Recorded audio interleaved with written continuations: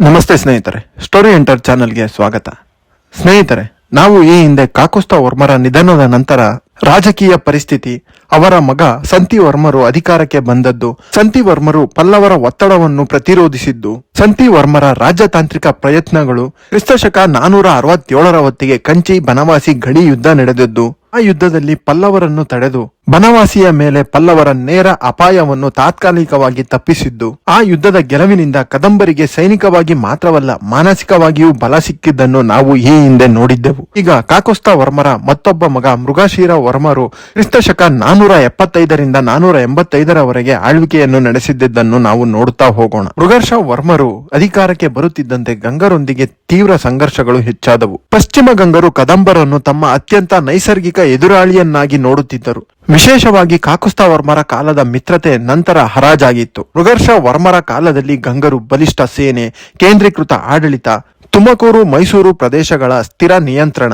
ಇವುಗಳು ಕದಂಬರಿಗೆ ದೊಡ್ಡ ತಲೆನೋವು ಉಂಟು ಮಾಡಿದ್ದವು. ಕ್ರಿಸ್ತಶಕ 478ರಿಂದ 482ರ ಹೊತ್ತಿನಲ್ಲಿ ಕದಂಬ ಗಂಗರ ಗಡಿ ಸಂಘರ್ಷಗಳು ಹೆಚ್ಚಾಗಿದ್ದವು. ಗಡಿಯಲ್ಲಿದ್ದ ನಾಡುಗಳು ಅರಾವಳಿ, ನರಸಾಪುರ, ಶೃಂಗೇರಿ ಭಾಗಗಳು ಎರಡೂ ರಾಷ್ಟ್ರಗಳಿಗೂ ತೀರ್ಥಕ್ಷೇತ್ರ, ಆರ್ಥಿಕ ಕೇಂದ್ರವಾದ ಕಾರಣ ಘರ್ಷಣೆಗಳು ನಿರಂತರವಾಗಿತ್ತು. ಮೃಗರ್ಷ ವರ್ಮ ಅವರ ಆಡಳಿತ ಪ್ರಕ್ರಿಯೆಯಲ್ಲಿ ಮೂಲ ಗಣಗಳ ಪುನರ್ ಸೇರ್ಪಡಣೆ ಎಂಬ ಉಲ್ಲೇಖ ಕಾಣುತ್ತದೆ. ಇದು ಗಂಗರು ಕೆಲ ಪ್ರದೇಶಗಳನ್ನು ಹಿಡಿಯಲು ಪ್ರಯತ್ನಿಸಿದರು. ಕದಂಬರು ಅದನ್ನು ಮರಳಿ ಪಡೆದಿರುವ ಸೂಚನೆಯಾಗಿದೆ. ಮೃಗರ್ಷ ವರ್ಮ ಅವರು ಮಾಡಿದ ಪ್ರಮುಖ ಕಾರ್ಯಗಳೆಂದರೆ ಸೈನ್ಯದಲ್ಲಿ ಕಾವಲು ಪಡೆ ಮತ್ತು ಕುಂಭದಡ ಎಂಬ ವಿಶೇಷ ಘಟ್ಟಗಳನ್ನು ಸೃಷ್ಟಿಸಿದರು. ಪಶ್ಚಿಮ ಘಟ್ಟಗಳ ಮಾರ್ಗಗಳಲ್ಲಿ ಕೋಟೆಗಳ ಮರು ನಿರ್ಮಾಣ ಮಾಡಿದರು.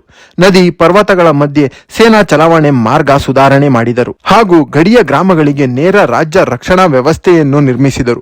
ಇವುಗಳಿಂದಲೇ ಕದಂಬರು ಗಂಗರ ವಿರುದ್ಧ ಸಮನ್ವಿತ ಪ್ರತಿರೋಧ ನೀಡಲು ಸಾಧ್ಯವಾಗಿತ್ತು. ಕ್ರಿಸ್ತಶಕ 485ರಿಂದ 495 ಇದು ಕದಂಬರ ಕಠಿಣ ದಶಕವಾಗಿತ್ತು. ಈ ಸಮಯವು ಕದಂಬರ ಇತಿಹಾಸದಲ್ಲಿ ಅತ್ಯಂತ ಉದ್ವಿಗ್ನ ಮತ್ತು ರಣರಂಗ ಸಮಯ. ಕದಂಬರಿಗೆ ಎದುರಾಳಿಗಳು ಮೂರು ದಿಕ್ಕಿನಲ್ಲೂ ಇದ್ದರು. ಪಲ್ಲವರು ಉತ್ತರ ಪೂರ್ವದಲ್ಲಿ ಇದ್ದರೆ ಗಂಗರು ಪೂರ್ವ ಮತ್ತು ದಕ್ಷಿಣದಿಂದ ಮತ್ತು ಕರಾವಳಿ ಜಾತಿಗಳು ಪಶ್ಚಿಮದ ಕಡೆಯಿಂದ ಸುತ್ತುವರೆದಿದ್ದವು. ಇವುಗಳ ನಡುವೆ ಕದಂಬ ಸಾಮ್ರಾಜ್ಯ ನಿಂತಿತ್ತು. ಕ್ರಿಸ್ತಶಕ 487ರ ಹೊತ್ತಿಗೆ ಪಲ್ಲವರು ಮರು ಆಕ್ರಮಣ ನಡೆಸಿದ್ದರು. ಈ ಬಾರಿ ಪಲ್ಲವರ ಸೇನೆ ದೊಡ್ಡ ಪ್ರಮಾಣದಾಯಕವಾಗಿತ್ತು. ಅವರ ಗುರಿ ಕದಂಬರನ್ನು ಬನವಾಸಿಯಿಂದ ತಳ್ಳಿ ಕರ್ನಾಟಕದ ಮೇಲೆ ನೇರ ಪ್ರಭುತ್ವ ಸ್ಥಾಪನೆ ಮಾಡುವುದು, ಕಂಚಿ ಮತ್ತು ಬನವಾಸಿ ವ್ಯಾಪಾರ ಮಾರ್ಗವನ್ನು ತನ್ನದಾಗಿಸಿಕೊಳ್ಳುವುದು. ಪಲ್ಲವರ ಸೇನೆ ನಂದಿನಿ ನದಿ ಮತ್ತು ಕಾಳಿದಾಸನ ಕಣಿವೆವರೆಗೂ ಬಂದಿತ್ತು. ಕಾಳಗುನಿಯ ಸಮೀಪ ನಡೆದ ಈ ಯುದ್ಧವನ್ನು ಶಾಸನಗಳು ಮತ್ತು ಕಾವ್ಯಗಳು ಸ್ಮರಿಸುತ್ತವೆ. ಕದಂಬರು ಪರ್ವತ ಪ್ರಯೋಜನದ ಬಳಕೆ ಮೂಲಕ, ಅಂದರೆ ಗಿರಿಲ್ಲಾ ಯುದ್ಧದ ಮಾದರಿಯಿಂದ ಪಲ್ಲವರ ಸೇನೆಯನ್ನು ಚದುರಿಸಿದ್ದರು. ಯುದ್ಧದ ಪರಿಣಾಮಗಳನ್ನು ನಾವು ನೋಡುವುದಾದರೆ ಪಲ್ಲವರು ಹಿಂದಕ್ಕೆ ಸರಿದರು. ಕದಂಬರ ಗಡಿ ಸುರಕ್ಷಿತವಾಗಿ ಮರುಸ್ಥಾಪನೆಯಾಯಿತು. ಬನವಾಸಿಯ ಜನರಲ್ಲಿ ಆತ್ಮವಿಶ್ವಾಸ ಪುನರ್ಜೀವಿಸಿತ್ತು. ಇದು ರವಿವರ್ಮರ ಕಾಲದ ಅತ್ಯಂತ ಮಹತ್ವದ ಗೆಲುವಾಗಿತ್ತು. ಕದಂಬರ ಈ ಅತ್ಯಂತ ಕಠಿಣ ಪರಿಸ್ಥಿತಿಯಲ್ಲಿ ರವಿವರ್ಮರು ರಾಜರಾಗಿದ್ದರು. ಕ್ರಿಸ್ತಶಕ 495ರಿಂದ 510ರವರೆಗೆ ಶಿವಮಂದಿರ ವರ್ಮ ಅವರು ಆಳ್ವಿಕೆಯನ್ನು ನಡೆಸುತ್ತಾರೆ. ರವಿವರ್ಮರ ನಂತರ ರಾಜ್ಯವನ್ನು ಸ್ಥಿರಗೊಳಿಸಿದ ಶಿವಮಂದಿರ ವರ್ಮ ಅವರ ಅತ್ಯಂತ ಮಹತ್ವದ ರಾಜರಾಗಿದ್ದರು. ಇವರ ಕಾಲದಲ್ಲಿ ಯುದ್ಧಗಳಿಂದ ತೀವ್ರ ಬಳಲಿದ್ದ ದೇಶಕ್ಕೆ ಸ್ಥಿರತೆ ತರುವ ಯುಗ ಆರಂಭವಾಗಿತ್ತು. ಪಲ್ಲವರೊಂದಿಗೆ ಸಂಧಿ, ಬಲದ ಯುದ್ಧದಿಂದ ಏನೂ ದೊರೆಯುವುದಿಲ್ಲ ಎಂದು ಅರಿತು ಶಿವಮಂದಿರ ವರ್ಮರು ಪಲ್ಲವರೊಂದಿಗೆ ರಾಜತಾಂತ್ರಿಕ ಚರ್ಚೆ ಆರಂಭಿಸಿದ್ದರು. ಸಂಧಿಯ ಮುಖ್ಯ ಅಂಶಗಳನ್ನು ನಾವು ನೋಡುವುದಾದರೆ ಕಂಚಿ ಗಡಿಯ ಮರುಸ್ಥಾಪನೆ, ವ್ಯಾಪಾರ ಮಾರ್ಗಗಳಲ್ಲಿ ಪರಸ್ಪರ ಸುಲಭತೆ, ಬನವಾಸಿ ಪ್ರದೇಶಕ್ಕೆ ಪಲ್ಲವರ ನೇರ ದಾಳಿ ತಪ್ಪಿಸಿಕೊಳ್ಳುವುದು.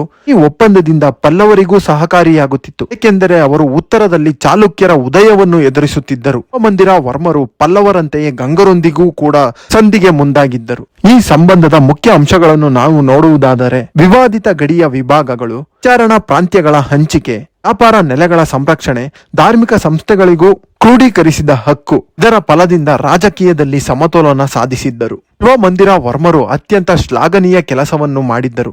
ಯುದ್ಧಗಳಿಂದ ಹಾಳಾದ ಪ್ರದೇಶಗಳಿಗೆ ಪುನರ್ಜೀವ ತುಂಬಿದರು. ಅವರು ಮಾಡಿದ ಕ್ರಮಗಳು ಧಾನ್ಯ ಸಂಗ್ರಹಾಲಯ ನಿರ್ಮಾಣ, ಕೃಷಿ ಭೂಮಿಗೆ ಜಲಾಶಯಗಳ ತಡೆಬಂಡೆ ಒದಗಿಸುವುದು, ವ್ಯಾಪಾರ ಮಾರ್ಗಗಳ ದುರಸ್ತಿ, ಗ್ರಾಮಗಳಿಗೆ ತೆರಿಗೆ ಕಡಿತ, ದೇವಸ್ಥಾನ ಮಠಗಳಿಗೆ ಹಾನಿಯಾಗಿದ್ದ ಆಸ್ತಿಗಳ ಪುನರ್ ನಿರ್ಮಾಣ. ಈ ಕಾರ್ಯಗಳಿಂದ ಕದಂಬ ಸಾಮ್ರಾಜ್ಯ ಪುನಃ ಬಲ ಪಡೆಯಲು ಆರಂಭವಾಗಿತ್ತು. ಇಲ್ಲಿ ದಕ್ಷಿಣ ಭಾರತದ 3 ಪ್ರಮುಖ ಶಕ್ತಿಗಳು ಸಮಾನ ಬಲವನ್ನು ಹೊಂದಿದ್ದವು.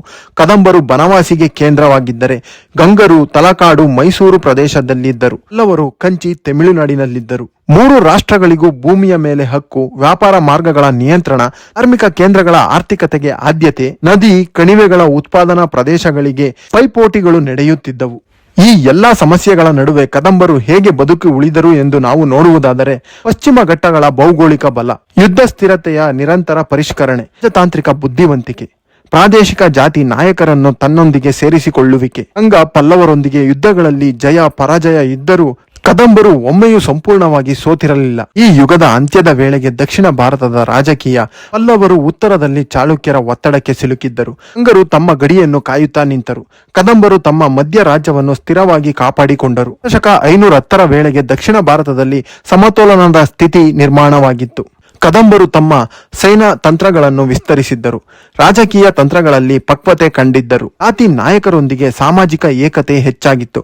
ಆಡಳಿತ ವ್ಯವಸ್ಥೆ ಗಟ್ಟಿಗೊಂಡಿತ್ತು. ಮೈಸೂರು, ಪಲ್ಲವ, ಕರ್ನಾಟಕ ಪ್ರದೇಶಗಳ ಮೇಲೆ ಸಮತೋಲನವನ್ನು ಸಾಧಿಸಿದ್ದರು. ನಂತರದಲ್ಲಿ ಉದಯವಾಗುತ್ತಿದ್ದ ಚಾಲುಕ್ಯ ಸಾಮ್ರಾಜ್ಯಕ್ಕೆ ಪ್ರಮುಖ ನೆಲೆಯಾಸಾಗಿತ್ತು. ಶಕ 455ರಿಂದ 510ರವರೆಗಿನ ಕದಂಬರ ಇತಿಹಾಸವು ಯುದ್ಧ, ರಾಜತಾಂತ್ರಿಕ ತಂತ್ರಜ್ಞಾನ ಮತ್ತು ಪುನರ್ ನಿರ್ಮಾಣಗಳ ಮಹಾಕಾವ್ಯವಾಗಿದೆ. ಸಂತಿವರ್ಮರ ಪಲ್ಲವರ ವಿರುದ್ಧ ಪ್ರತಿರೋಧ, ಸುಘರ್ಷ ವರ್ಮ ಗಂಗರ ವಿರುದ್ಧ ಬಲಿಷ್ಠ ಯುದ್ಧ ನಡೆಸಿದ್ದು, ರವಿವರ್ಮರು ಮತ್ತೊಂದು ಪಲ್ಲವರ ಅತಿ ದೊಡ್ಡ ದಾಳಿಯನ್ನು ಹಿಮ್ಮೆಟ್ಟಿಸಿದ್ದು, ಶಿವ ಮಂದಿರ ವರ್ಮ ಅವರ ಶಾಂತಿ ಮತ್ತು ಪುನರ್ಸ್ಥಾಪನೆ. ಈ ಎಲ್ಲಾ ರಾಜರು ನಾಳೆಯ ಕದಂಬ ಸಾಮ್ರಾಜ್ಯದ ದಾರಿಯನ್ನು ಕಟ್ಟಿದ್ದರು. ಕದಂಬರ ಈ ಯುದ್ಧದ ಹೋರಾಟ ಅವರನ್ನು ಕೆಳಗೆ ತಳ್ಳಲಿಲ್ಲ.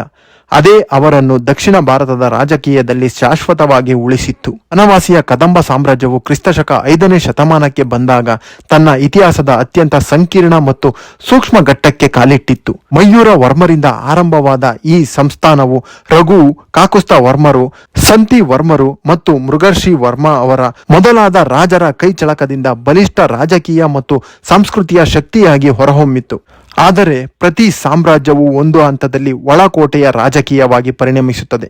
ಆಂತರಿಕ ಕಿತ್ತಾಟಗಳು, ಅಧಿಕಾರದ ಕುತಂತ್ರ ಮತ್ತು ಉತ್ತರಾಧಿಕಾರಿಯ ಸಂಘರ್ಷದಿಂದ ನಡುಗಿ ಹೋಗುತ್ತದೆ. ಕದಂಬ ಸಾಮ್ರಾಜ್ಯಕ್ಕೂ ಅದೇ ಸಂಭವಿಸಿತ್ತು. ಕದಂಬ ಸಾಮ್ರಾಜ್ಯವು ಕ್ರಿಸ್ತಶಕ 510ರಿಂದ 550ರವರೆಗೆ ನಡೆದ ಆಂತರಿಕ ಸಂಘರ್ಷಗಳು, ರಾಜಮನೆತನದ ವಿಭಜನೆ, ಪ್ರಾದೇಶಿಕ ಸಾಮಂತರ ಬಲವರ್ಧನೆ ಮತ್ತು ಸಾಮ್ರಾಜ್ಯದ ಒಗ್ಗಟ್ಟಿನ ಕುಸಿತವನ್ನು ಹೆಚ್ಚಾಗಿ ಕಂಡಿತ್ತು. ಈ ಅವಧಿ ಕದಂಬರ ಸುವರ್ಣ ಯುಗದಿಂದ ವಿಭಜನೆಯ ಯುಗಕ್ಕೆ ಸಾಗುವ ಸೇತುವೆಯಂತೆ ನಿಂತಿತ್ತು. ಶಿವಮಂದಿ ವರ್ಮರ ನಂತರ ಅಧಿಕಾರಕ್ಕೆ ಒಳಜಗಳಗಳು, ಕಿತ್ತಾಟಗಳು ಹೆಚ್ಚಾದವು. ಕದಂಬ ಸಾಮ್ರಾಜ್ಯವು ಆ ಸಮಯದಲ್ಲಿ 4 ಸೂಕ್ಷ್ಮ ಪ್ರದೇಶಗಳನ್ನು ನಿರ್ವಹಿಸುತ್ತಿತ್ತು. ಕೊಂಕಣಿ ಕರಾವಳಿ, ಬನವಾಸಿ ಬೆಟ್ಟದ ಪ್ರದೇಶಗಳು, ಮೈಸೂರು ಗಂಗರ ಗಡಿ ಭಾಗಗಳು, ತುಂಗಭದ್ರಾ ನದಿ ತೀರದ ಪೂರ್ವ ಭಾಗಗಳಾದ ಪಲ್ಲವರ ಗಡಿಗಳು. ಈ ಎಲ್ಲಾ ಪ್ರದೇಶಗಳಲ್ಲಿ ಪ್ರಭುವಿನ ನಿಷ್ಠೆಯ ಅಧಿಕಾರದ ಮೇಲೆ ಸಾಮಂತರು ವಿಭಜನೆಯಾಗಿದ್ದರು. ಸಾಮಂತ ರಾಜರುಗಳ ಬೆಂಬಲವೂ ವಿಭಜನೆಯಾಗಿತ್ತು. ಇದರ ಪರಿಣಾಮವಾಗಿ ಕದಂಬರು ವಿಭಜನೆಯಾಗತೊಡಗಿದರು. ಈ ಅವಧಿಯಲ್ಲಿ ಪಶ್ಚಿಮ ಗಂಗರೊಂದಿಗೆ ಕದಂಬರು ಹಲವು ಗಡಿ ಸಂಘರ್ಷಗಳನ್ನು ಎದುರಿಸಿದರು. ಬರಾಹುಳ, ತಲಕಾಡು, ಶೃಂಗೇರಿ ಈ ಗಡಿಗಳ ಪ್ರದೇಶಗಳಲ್ಲಿ ಸಾಮಂತ ಮಟ್ಟದ ಯುದ್ಧಗಳು ನಡೆದವು. ಈ ಯುದ್ಧಗಳು ದೊಡ್ಡ ಗೆಲುವು ಸೋಲುಗಳನ್ನಾಗಲಿ ಕೊಡಲಿಲ್ಲ, ಆದರೆ ಅವರ ಸೇನೆಗೆ ನಿರಂತರ ಒತ್ತಡ ತಂದವು. ಗಂಗರು ಬಲಿಷ್ಠರಾಗುವುದರಿಂದ ಕದಂಬರು ಗಡಿ ಭಾಗಗಳಲ್ಲಿ ಸೇನೆ ಇಟ್ಟುಕೊಳ್ಳಬೇಕಾಗಿತ್ತು.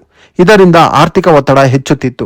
ಈ ಆರ್ಥಿಕ ಒತ್ತಡದ ಬೆಲೆಯಲ್ಲಿ ಬನವಾಸಿ ಸಾಮಂತರುಗಳಿಗೆ ಅಪಾರ ಸ್ವಾಯತ್ತತೆ ಕೊಡಬೇಕಾದ ಪರಿಸ್ಥಿತಿ ಎದುರಾಗಿತ್ತು. ನಂತರ ಕ್ರಿಸ್ತಶಕ 535ರಿಂದ 550ರ ಅವಧಿಯಲ್ಲಿ ಕದಂಬ ಸಾಮ್ರಾಜ್ಯವು ಸ್ಪಷ್ಟವಾಗಿ 4 ಪ್ರಮುಖ ಶಾಖೆಗಳಾಗಿ ವಿಭಜನೆಗೊಂಡಿತ್ತು.